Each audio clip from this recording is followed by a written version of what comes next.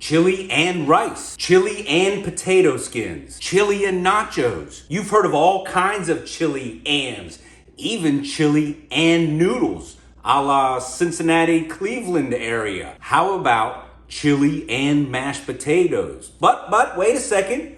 Don't go running for the hills. This is something that my family has been doing since as long as I can remember. It's a delicious flavor. Therefore, I want to share with you both my venison chili recipe as well as my mashed potato recipe. I'll share it all with you in this video. You'll see in this recipe we're using our homemade ground venison, but obviously you can use ground beef or pork or whichever meat you would like to use. First step is to get all your vegetables and your spices prepped and put together.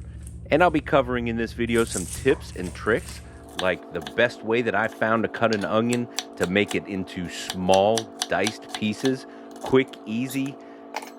When you've got it cut in half and you've already cut your perpendicular, switch to the other side.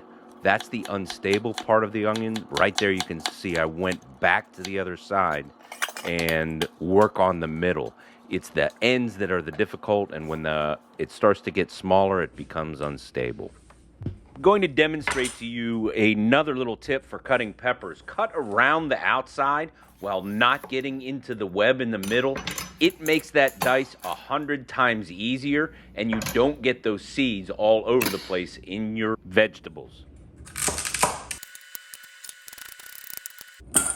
If you find yourself liking the gear and equipment that we use in this video, there will be a link down in the description to Amazon where you can purchase anything that we use here.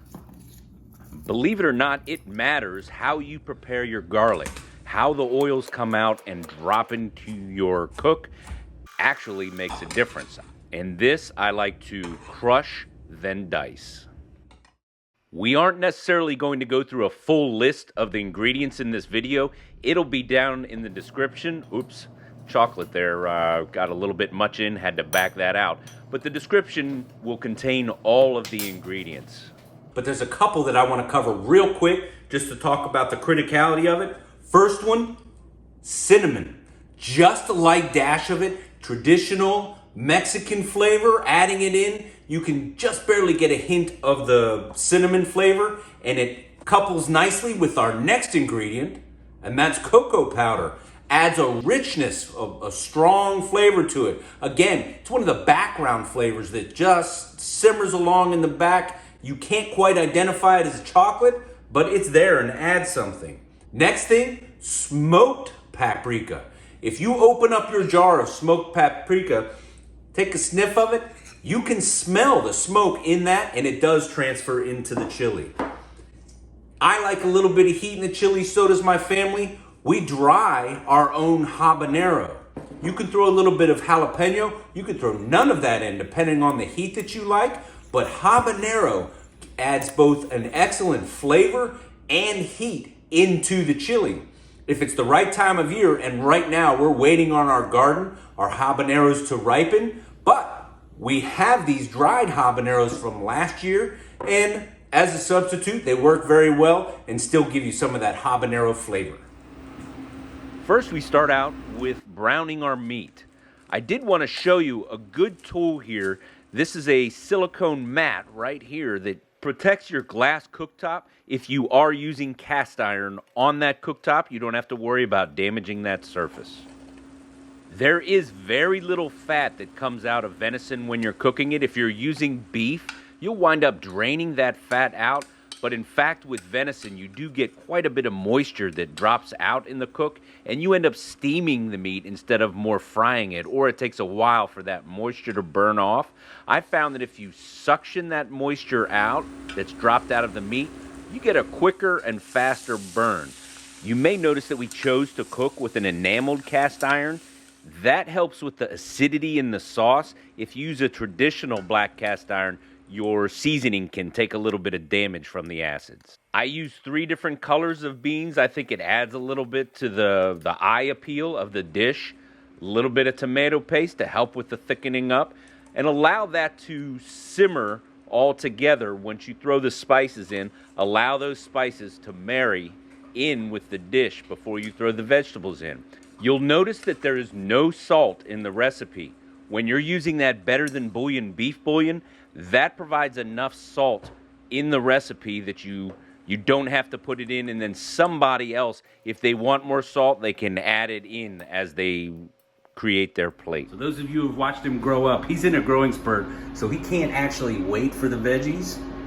So go ahead and get your spoon and your bowl. There's no waiting for him. He's ready to eat now. Good. Teenagers. I like to wait until the very end of the cook when I put the vegetables in, because I like them to keep their color a little bit less mushy, and I set aside a pile of the onions because that will be the garnish at the end to go on top of the dish. During the making and researching of this video and the types of chilies, like the 5-way chili from Cincinnati, Cleveland area, we got a chance to go visit the USS Cod, which is a recently restored submarine from World War II. This is an amazing monument that we have to an amazing effort and generation that's disappearing as we speak.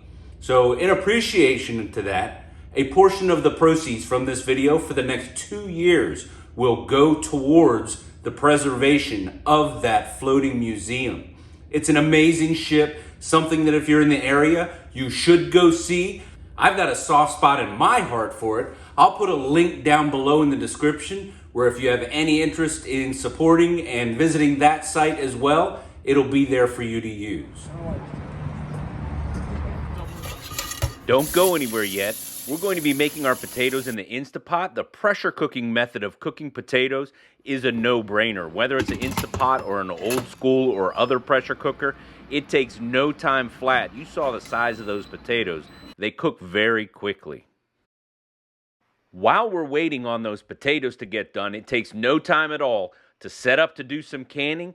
Go ahead and get that process going. Even though the cook isn't done, it'll finish off in the canner.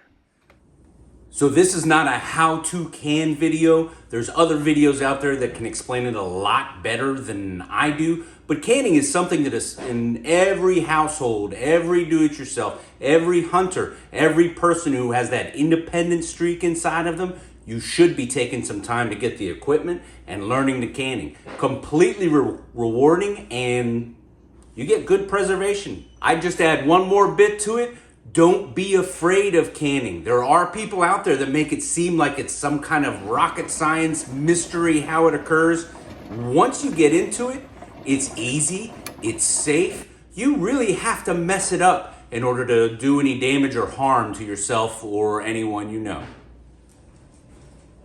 When it comes to my potatoes, probably most of this recipe will not surprise you one bit. We've got fresh parsley, unsalted butter, sour cream. You can sub sour cream for heavy whipping cream. That's usually what I use, but sour cream in a pinch will do the same. That's what makes your potatoes moist, creamy.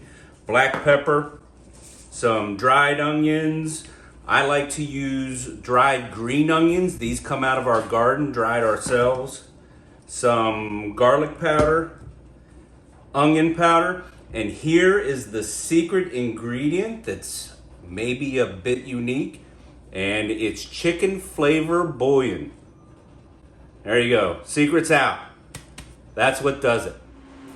I will tell you this, it's been such a joy entertaining you, working with you over the years now, and the size that the channel's become.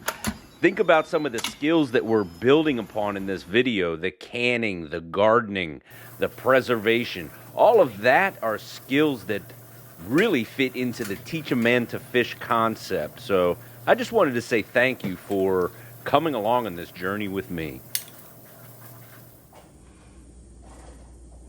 Absolutely. So YouTube says that this video is perfect for your viewing habits. This is my latest upload, and over here is a video you might just enjoy.